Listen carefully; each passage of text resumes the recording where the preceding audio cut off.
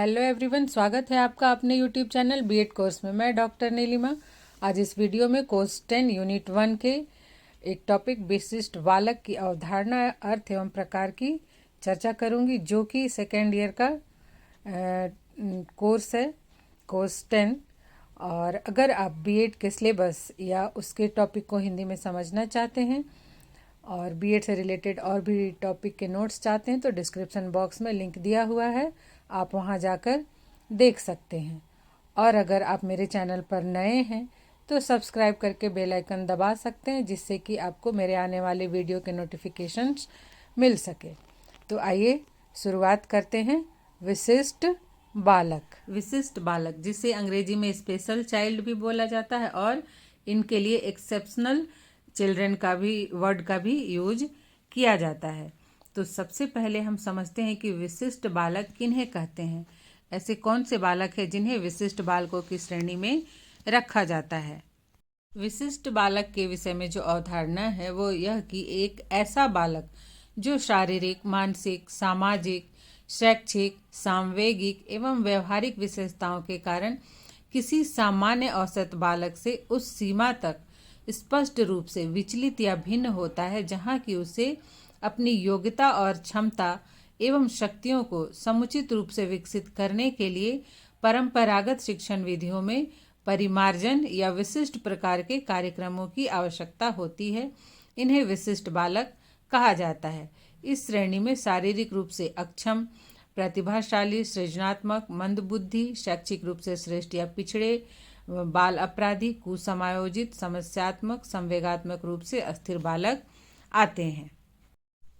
विशिष्ट बालक का अर्थ है सामान्य बालक से भिन्नता रखने वाला बालक। विशिष्ट बालक वह बालक है जो सामान्य बालकों से शारीरिक, बौद्धिक, सामाजिक व संवेगात्मक गुणों में भिन्न होता है। इनकी क्षमताओं के अधिकतम विकास के लिए विशेष शिक्षा सेवाओं की आवश्यकता होती है। अर्थात जो सामान्य प्रचलित शिक्षा प्रणाली है, इससे इनके व्यक्तित्व का, इनके गुणों का सर्वाधिक विकास, सर्वांगीण विकास नहीं हो पाता है। इनके लिए शिक्षा व्यवस्था में कुछ परिवर्तन की आवश्यकता होती है, शिक्षा व्यवस्था में कुछ सुधार की आवश्यकता होती है। और ये जो विशिष्टता का क्षेत्र है यह सार्वभौमिक होता है। किसी भी वर्ण, जाति, धर्म, संप्रदाय एवं राष्ट्र आदि के व्यक्तियों में ये पाई जा सकती है। इतिहास में भी विशिष्टता वाले व्यक्तियों के उदाहरण देखने को मिलते हैं, जैसे कि हिंदी में सभी लोग पढ़ते हैं महाकवि सूरदास की कविताएं, जो कि जन्मांध थे। इसी प्रकार विशिष्टता के और भी कई क्षेत्र हैं, किंतु उसे समझने से पहले हम यह समझते हैं कि सामान्य बालक कौन है, तभी हम समझ पाएंगे कि विशिष्ट बालक सामान्य बालक से किस तरह से भिन्न होते हैं। तो जो सामान्य बालक हैं वे औसत शारीरिकी वाले एवं स्वस्थ होते हैं। औसत शारीरिकी अर्थात जैसे बालकों के विकास का एक स्टैंडर्ड निर्धारित है, एक मानक निर्धारित है कि कितनी आयु में बालक की हाइट कितनी बढ़ेगी, उनका वेट कितना होना चाहिए इत्यादि। डॉक्टर्स के पास आप बच्चों को लेकर जाइए तो उनका हाइट और वेट सबसे पहले चेक किया जाता है।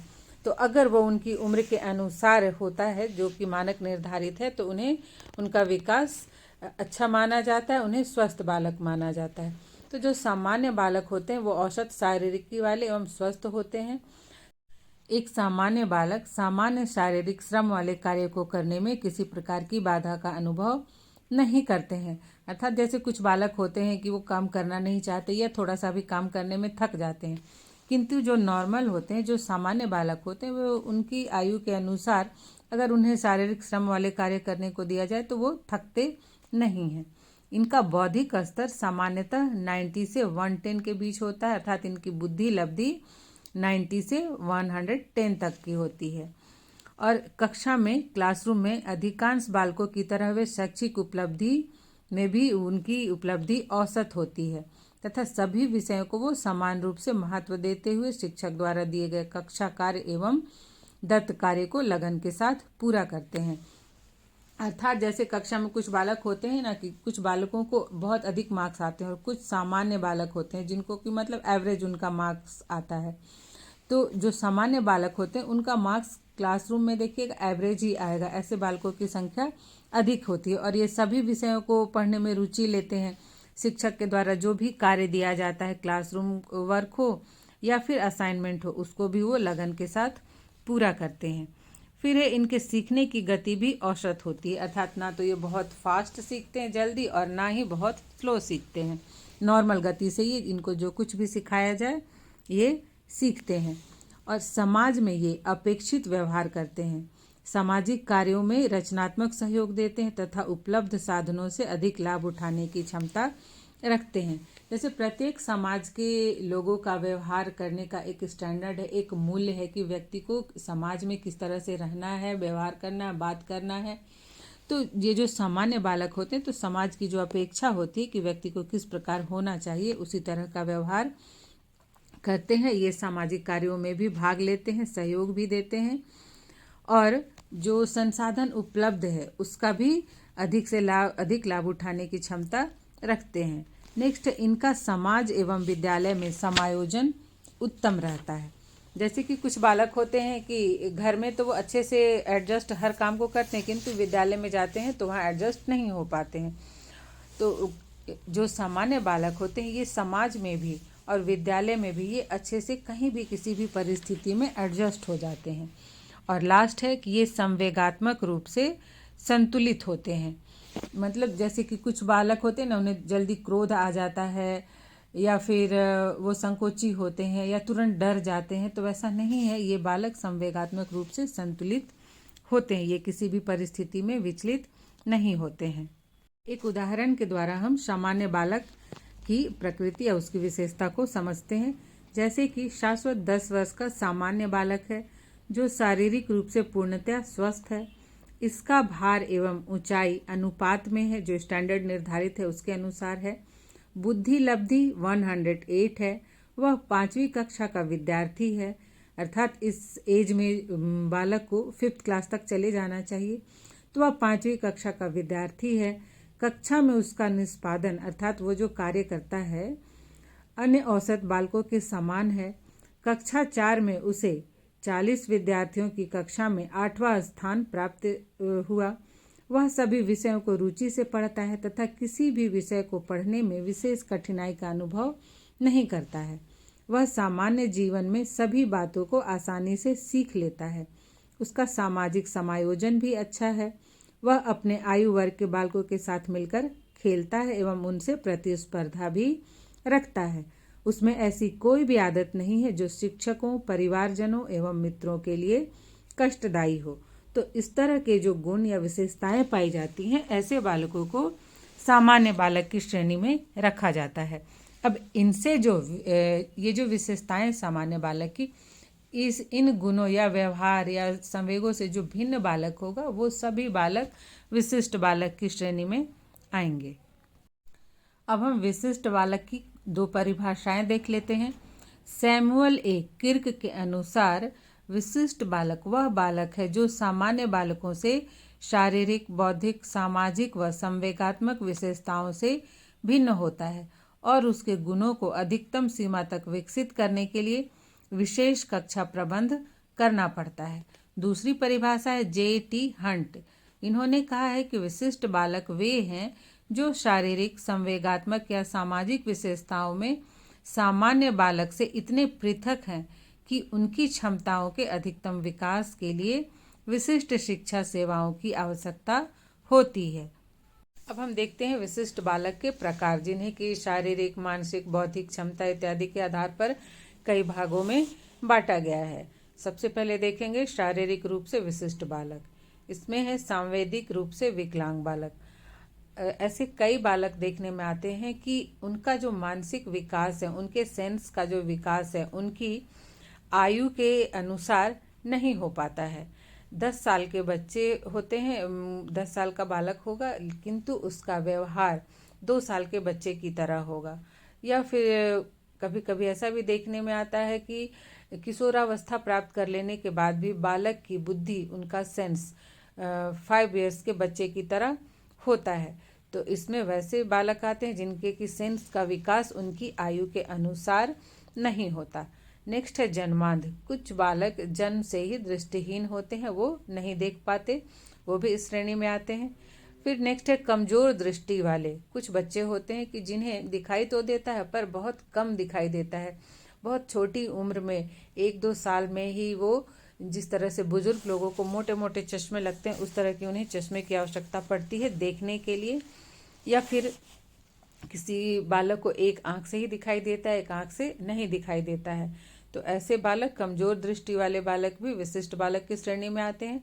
नेक्स्ट है ऊंचा सुनने वाले बालक।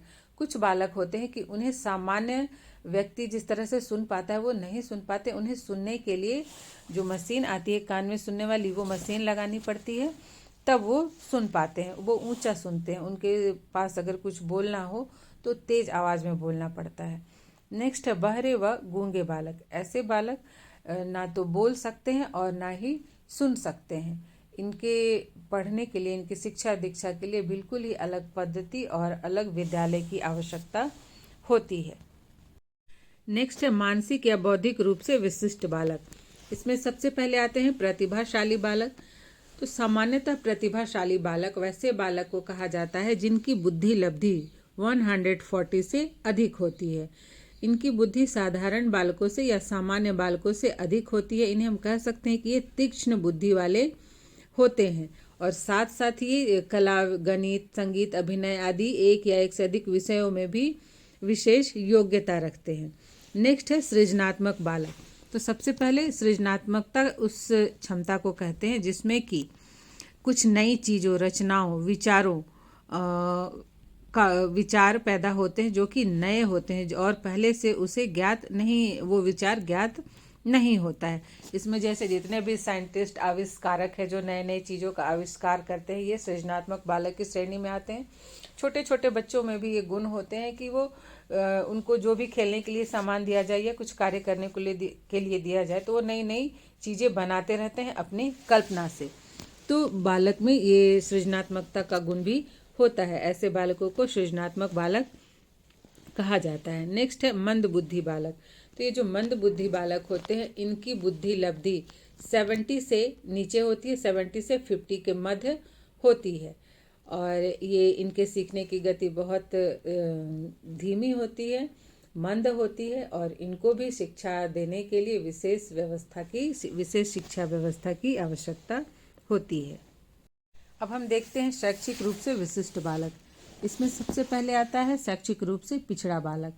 तो जो बालक कक्षा का औसत कार्य नहीं कर पाता है और कक्षा के औसत छात्रों से पीछे रहता है, उसे पिछड़ा बालक कहते हैं।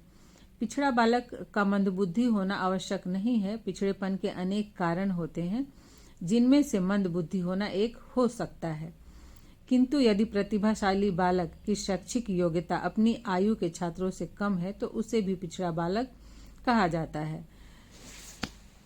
नेक्स्ट है अधिगम असमर्थ बालक, अर्थात सीखने में असमर्थ बालक। तो ऐसे बालक भी कुछ पाए जाते हैं जिन्हें कि कुछ बालकों को भाषा को समझने में असमर्थता होती है, वो भाषा लिखना नहीं सीख पाते। कुछ बालक है बोलना नहीं सीख पाते, वो गलत उच्चारण करते हैं। इसी तरह से कुछ बालक है जो कि गणित के अंकों को, शब्दों को नहीं समझ पाते, उसको वो सीख नहीं पाते, उन्हें गणितीय समस्याओं के समाधान में समस्याएं आती हैं। कुछ बालक होते हैं कि वो पढ़ लेते हैं, लिख लेते हैं, किंतु अपनी भावों को अभिव्यक्त करने में असमर्थ रहते हैं। तो इस तरह से कई तरह की असमर्थता होती है इस तरह के बालकों में, तो इसे ही अधिगम असमर्थ बालक कहा जाता है। फिर नेक्स्ट है किसी विषय को सीखने की निर्योग्यता रखने वाला बालक।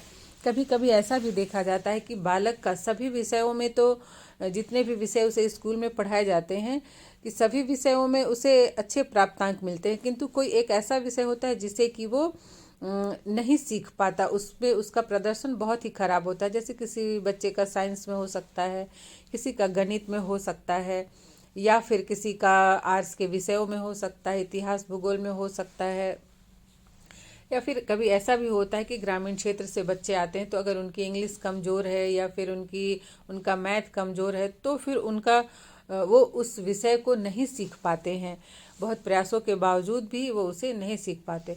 तो कुछ ऐसे भी बालक होते हैं जो किसी एक विषय को सीखने में निर्योग्यता रखते हैं, तो वैसे बालक भी विशिष्ट बालक की श्रेणी में आते हैं। नेक्स्ट है मनोसामाजिक या सामाजिक रूप से विशिष्ट बालक। इसमें सबसे पहले संवेगात्मक रूप से अशांत बालक आते हैं। तो संवेगात्मक रूप से अशांत बालक को अपनी भावनाओं के प्रदर्शन में कठिनाई होती है। ऐसे बालकों में भावनाओं का सही व्यवस्थापन या संतुलन नहीं होने के कारण उनमें संवेगात्मक असंतुलन दिखाई पड़ता है, जिसके फलस्वरूप वह स्वयं के लिए एवं समाज के लिए समस्या बन जाते हैं। नेक्स्ट है कुसमायोजित बालक। तो जब बालक वातावरण के साथ अपने को एडजस्ट नहीं कर पाता तो उसे ही कुसमायोजन कहते हैं। बालक की मांगों इच्छाओं की पूर्ति में जब बाधा पहुंचती है तो उसके मन में द्वंद्व खड़ा होता है और उसका समाधान नहीं हो पाता है, जिससे कि कुसमायोजन की स्थिति उत्पन्न होती है और जिसके कारण अपने वो मांग और इच्छाओं की पूर्ति के लिए कुछ ऐसे आचरण करने लगता है जो कि समाज द्वारा स्वीकृत नहीं होते हैं। जैसे कि कुछ बालक को देखा गया, खासकर स्लम एरिया के बच्चों को, कि वहाँ पढ़ने का माहौल नहीं होता है, ना ही उनके घर में और ना ही बाहर, और उन्हें अगर ज़बरदस्ती विद्यालय में लाया जाए तो उनकी स्वतंत्रता छिन जाती है। वो बंधे हुए वातावरण में नहीं रहना चाहते हैं। वे स्वयं को विद्यालय के वातावरण में नहीं एडजस्ट कर पाते हैं और वो इसी को कहेंगे कि वो कुसमायोजन के शिकार हो जाते हैं और फिर वो विद्यालय नहीं आना चाहते हैं या भाग जाते हैं या फिर विद्यालय छोड़ देते हैं। नेक्स्ट जो है वो है समस्यात्मक बालक। तो समस्यात्मक बालक वैसे बालक को कहते हैं जिसके व्यवहार में कोई ऐसी असामान्य बात होती है जिसके कारण वह समस्या बन जाता है, जैसे चोरी करना, झूठ बोलना, लड़ाई करना, दूसरे बालकों को परेशान करना इत्यादि। नेक्स्ट है बाल अपराधी या अपराधी बालक। तो प्रत्येक समाज में सामाजिक व्यवस्था को बनाए रखने के लिए कुछ कानून होते हैं और इन कानूनों का पालन करना सबके लिए अनिवार्य होता है, चाहे वो बालक हो या वयस्क हो। यदि वयस्क उन कानूनों की अवहेलना करके समाज विरोधी कार्य करता है तो उसे अपराध कहा जाता है, और यदि बालक या किशोर इस प्रकार के कार्य करता है तो उसे बाल अपराधी या अपराधी बालक कहा जाता है। बाल अपराध के अंतर्गत जैसे चोरी करना, झूठ बोलना, नशा, जेब काटना, झगड़ा करना, व्यभिचार करना, तोड़ फोड़ करना या दूसरों पर आक्रमण करना, अपराधियों के साथ रहना, बड़ों के विरुद्ध विद्रोह करना, दिन रात निरुद्देश्य घूमना, बस और रेल टिकट में बिना टिकट यात्रा करना, जुए के अड्डों और शराबखानों में आना जाना, आवारा, बदचलन इत्यादि बातें जो हैं ये सब बाल अपराध के अंतर्गत आती हैं या फिर बाल अपराध के स्वरूप हैं। नेक्स्ट है वंचित बालक। इसमें सबसे पहले सामाजिक रूप से वंचित बालक। ये जो बालक हैं ये सामान्य बालकों से थोड़े भिन्न अवश्य होते हैं, किंतु वे किसी भी दृष्टि से उनसे हीन नहीं होते और इनकी जो अक्षमता होती है इनकी अपनी नहीं होती है, बल्कि वह सामाजिक वातावरण से संबंधित होती है। जैसे उन्हें कोई वैसा सामाजिक वातावरण नहीं मिल पाता जिससे कि उनकी शिक्षा दीक्षा की उचित व्यवस्था हो सके और उनमें उत्तम सामाजिक गुणों का विकास हो सके। इसी तरह से नेक्स्ट है आर्थिक रूप से वंचित बालक। तो यहाँ आर्थिक रूप से वंचित बालक अर्थात बच्चे को पढ़ने लिखने के लिए ये जो सुविधाएं मिलनी चाहिए वो नहीं मिल पाती हैं, जिसके कारण वो शिक्षा ग्रहण नहीं कर पाते हैं। वर्तमान में तो सरकार द्वारा कई आवासीय विद्यालयों की व्यवस्था करके ऐसे बालक जो आर्थिक रूप से वंचित हैं उनके शिक्षा दीक्षा की व्यवस्था करके उनके सर्वांगीण विकास का प्रयास कर रही है। नेक्स्ट है माता पिता द्वारा तिरस्कृत बालक। तो कुछ ऐसे भी परिवार होते हैं जहाँ की माता पिता में उचित सामंजस्य का अभाव पाया जाता है। वो खुद ही लड़ाई झगड़ा करते रहते हैं जिसका प्रभाव बच्चों पर भी पड़ता है और बच्चों को भी हमेशा डांट फटकार या फिर पिटाई मिलती रहती है। तो ऐसे में बालक भी तिरस्कृत स्वयं को महसूस करते हैं और उनका व्यक्तित्व कुंठित हो जाता है, उनकी शिक्षा दीक्षा बाधित हो जाती है। तो ऐसे बालक भी विशिष्ट बालक की श्रेणी में आते हैं। ये थे विशिष्ट बालकों के कुछ प्रकार। इनमें भी विशिष्टता में भी भिन्नता पाई जाती है मात्रात्मक, गुणात्मक इत्यादि आधारों पर। तो आज यहीं तक, मिलते हैं नेक्स्ट वीडियो में। आशा करती हूँ ये वीडियो आपके लिए हेल्पफुल होगा।